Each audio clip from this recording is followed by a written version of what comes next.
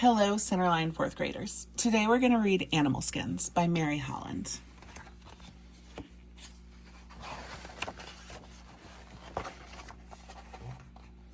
Fur, hair, feathers, and scales are all animal skin coverings that look very different from each other, but do many of the same things. They can keep an animal warm and dry, protect an animal from predators, warn other animals to stay away, or even help an animal hide.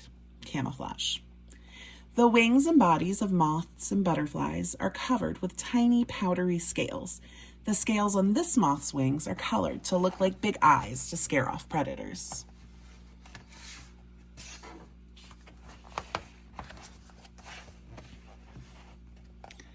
Our skin grows with us, but an insect's skin, an exoskeleton, does not grow.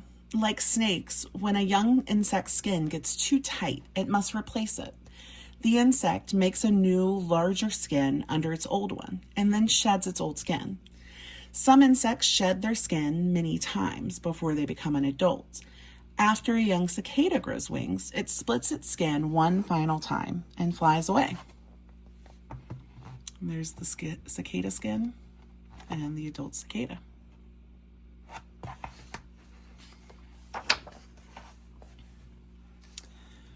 Porcupines are mammals, and like all mammals, they have hair. Porcupines have 3 kinds of hair. Underfur, which is short and thick, keeps the porcupine warm in the winter.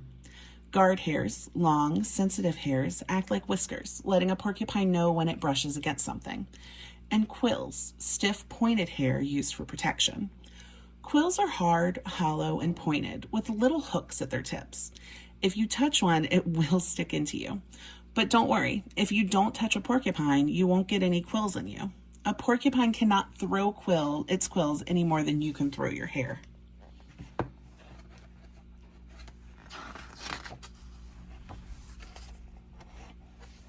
A striped skunk is a mammal and has a black and white coat of hair. If an animal really bothers it, a skunk can spray it with a smelly liquid that comes out under its tail. Most animals don't get near skunks because they know that its striped coat means stay away or I'll spray you.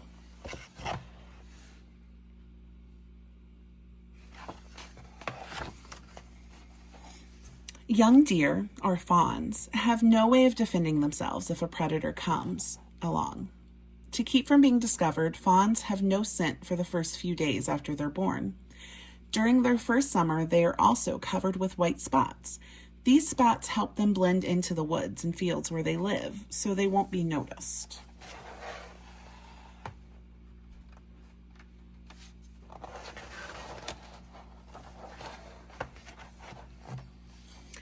Instead of hairs, birds have feathers. Feathers do lots of things: help a bird fly, attract a mate, and keep warm. When a bird gets cold, it can puff out its feathers and make little pockets of warm air in between them, next to its skin. These pockets of air help keep this blue jay warm, even when it's snowing.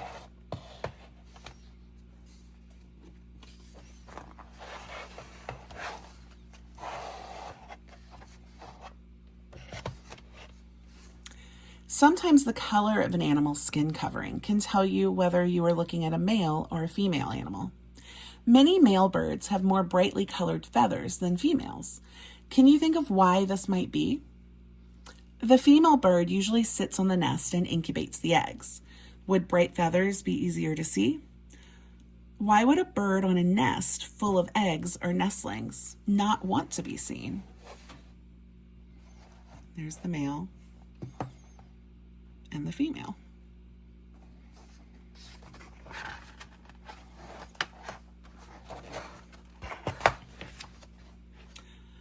Frogs can do something with their skin that you and I can't. They can breathe through it. Frogs have lungs and take in air through their noses like we do, but they also absorb oxygen through their skin. When they are underwater or buried in soil, frogs only breathe through their skin, not their lungs.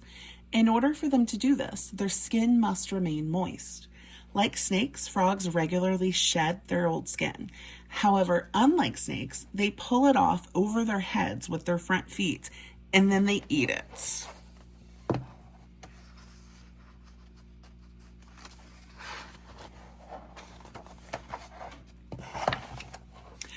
Sometimes the color of an animal's skin can save its life. Red F's are salamanders that live on land. Many animals would get very sick if they ate a red F.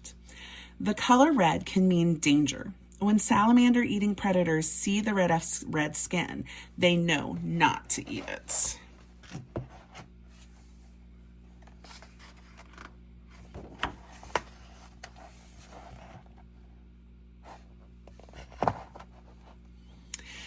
The American toad skin is also poisonous to some animals. It isn't colored brightly like the red F skin, but there are bumps all over it. Inside these bumps, there is a liquid that tastes bad and will make some animals sick if they eat it.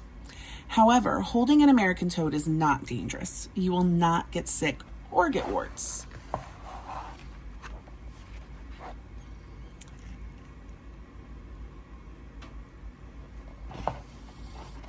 Snakes are not slimy.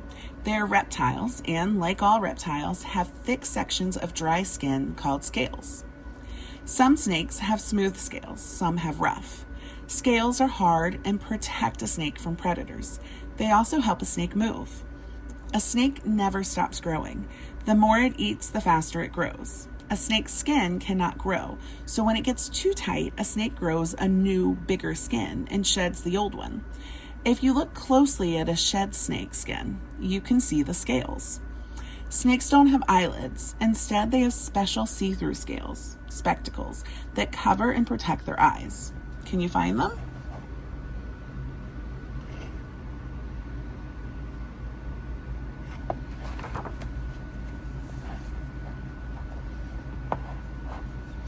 Like snakes, turtles are reptiles. In addition to having scales on its head, legs, and tail, a turtle also has special scales on its shell called scutes.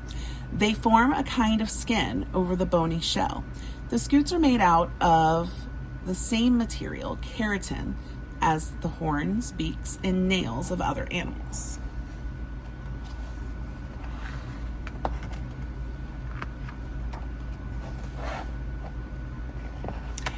Different animals have different types of skin coverings and use it in different ways.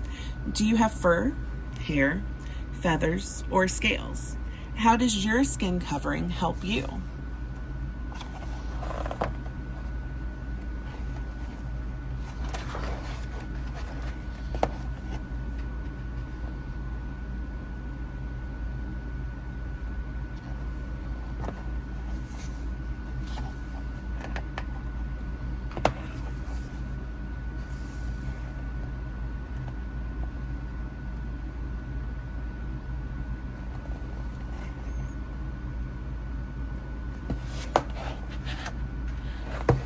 I hope you enjoyed animal skins.